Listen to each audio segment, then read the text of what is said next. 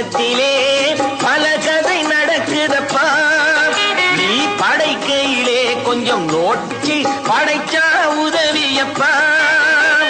படித்தால் என்ன உழைத்தால் என்ன பணந்தான் வாழ்வின் எல்லையப்பா.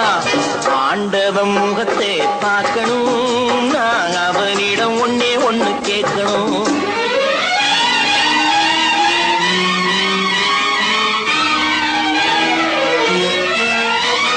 தர்மம் என்பது என்றோ ஒரு நாள் தற்கொலை புரிந்ததப்பா.